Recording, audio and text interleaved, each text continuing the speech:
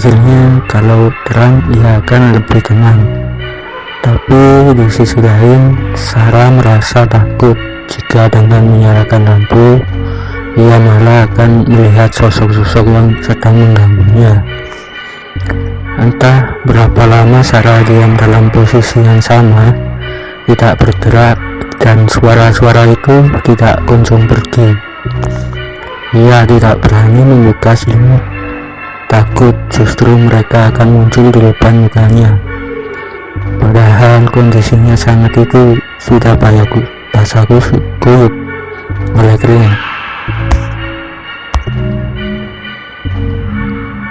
Sarah terbangun saat azan subuh berkumandang. Suara-suara aneh itu sudah hilang.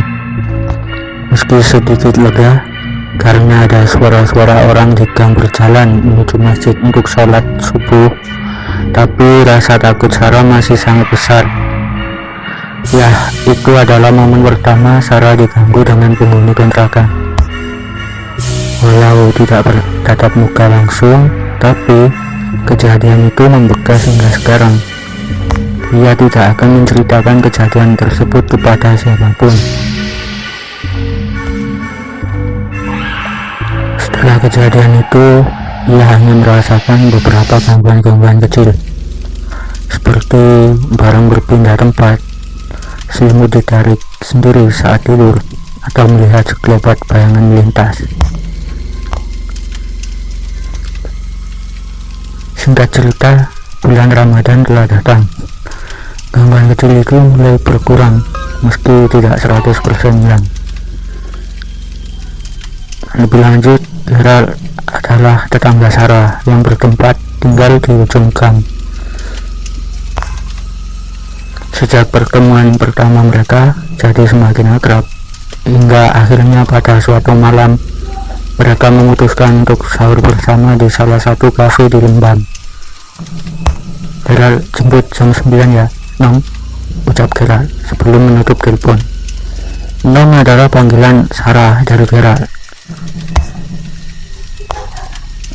Saat itu Sarah baru saja selesai meeting dengan anak-anak band. Ia bergabung menjadi salah satu vokalis di band tersebut. Hobi Sarah memang bernyanyi, dan kebetulan band Sarah dan band Gerald adalah dalam satu basecamp. Sesampainya di rumah, Sarah segera berbuka dan sholat maghrib. Masih lelah, ia mengunci pintu dan berbaring sambil membaca pesan yang masuk, dan Sarah pun tertidur. Dalam tidurnya Sarah bermimpi ketemu Gerald. Ayo berangkat, ajak Gerald.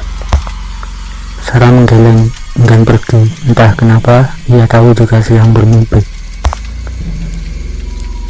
Tiba-tiba Gerald berubah menjadi menyeramkan dan berteriak marah. Ayo pergi, teriaknya. Seketika ia langsung terbangun dari tidur karena kaget, dan dalam keadaan masih sangat mengantuk, mata Sarah tertuju pada seorang yang duduk di ujung kasur dekat kakinya. Seorang laki-laki yang mirip Gerald. Ia kemudian menutup matanya dan tiba-tiba ingat jika pintu kamarnya sudah dikunci sebelum Sarah tidur. Lalu bagaimana Gerald bisa masuk?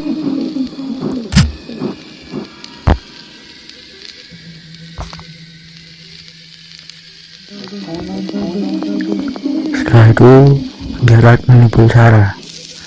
Ayo, Gerald bentar lagi jemput, udah siap kan? Gerald, lo tadi ke kamar gue? Tanya Sarah. Gaduh, Gerald baru pulang ini langsung telepon kamu. Sarah diam dengan kantuk yang mendadak hilang. Sarah langsung berdiri menyambar pegangan pintu dan masih dalam keadaan terkunci. Nom, woi, teriak Gerald di telepon.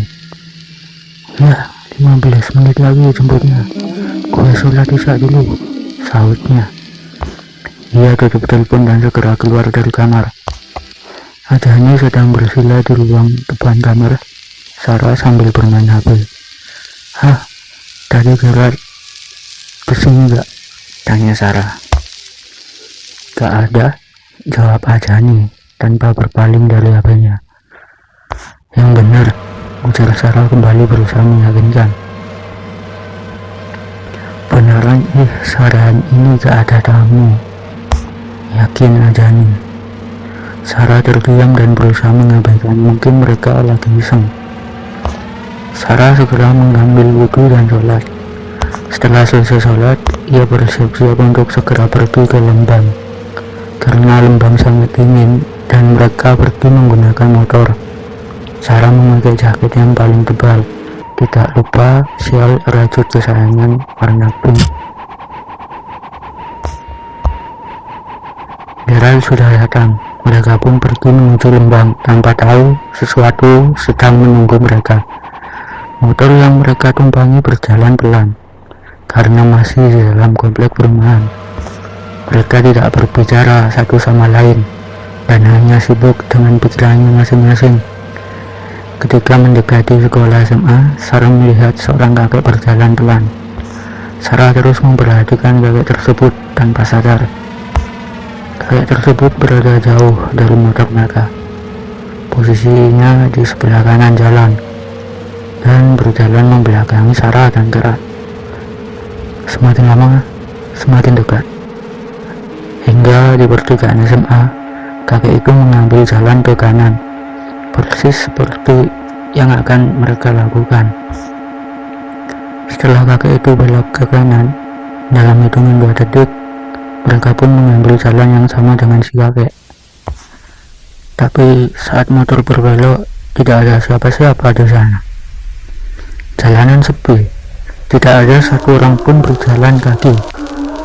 Sontak Sarah tersikap otomatis mencari si kakek. Jalan komplek itu lurus, tanpa ada belokan lain ataupun gang. Tidak mungkin kakek itu bersembunyi. Gerald menyadari keganjilan gerak-gerikku. "Kenapa, Neng?" tanya Gerald.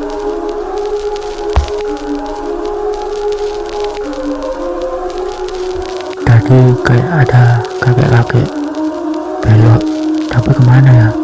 ucapnya. "Jangan ngelamun, gak ada siapa-siapa dari tadi juga," jawab si Gerald. Karena sudah mengalami kejadian aneh hari ini, Sarah mulai terbiasa. Akhirnya ia mencoba membicarakan hal-hal dengan Gerald untuk menepis rasa takut sepanjang perjalanan. Jalan menuju Lembang saat itu masih banyak berupa pohon-pohon lebat di kanan dan di kiri jalan.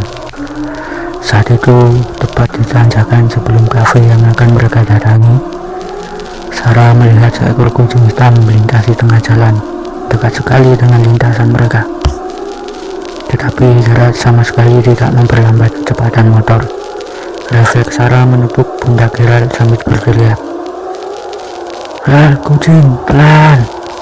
teriak Sarah sedikit bertahan sambil menunjuk kucing tersebut.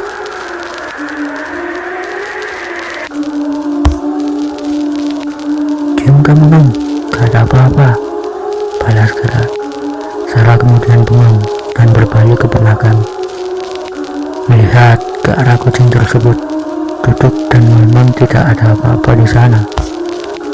Kosong, dan ia pun shock karena jelas-jelas kucing hitam tadi bukan halusinasi.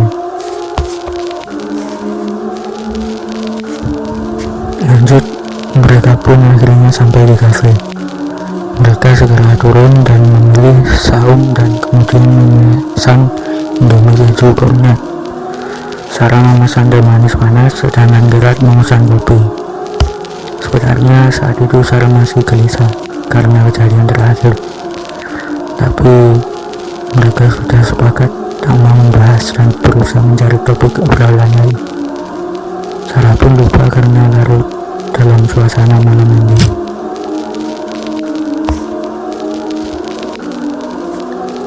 Langit cerah berbintang ditemani minuman hangat, rasanya nikmat sekali.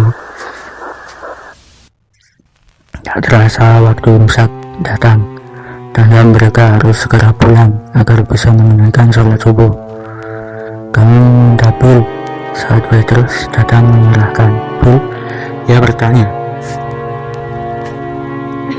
teh, mau pulang sekarang ya? Iya, jawab Sarah dan Gerard. Yakin? Iya, baru keburu sholat subuh, Gerard membalas. Ya sudah, hati-hati ya di jalan. Iya, makasih, sahut Sarah. Mereka berjalan menuju kasir dan terjadi lagi percakapan yang serupa. Kasir tersebut meminta Sarah dan Gerard untuk berhati-hati. Tanpa curiga, mereka pun membayar dan pergi ke parkiran. Tukang parkir mengambil mereka dan tebak percakapan yang sama terulang lagi. Berujung tukang parkir tersebut meminta mereka untuk berhati-hati. Seketika Sarah dan Gerard pun saling pandang, paham akan perasaan tidak enak yang sekarang mereka rasakan. Dan ternyata beberapa kejadian yang Sarah alami tersebut hanya intro.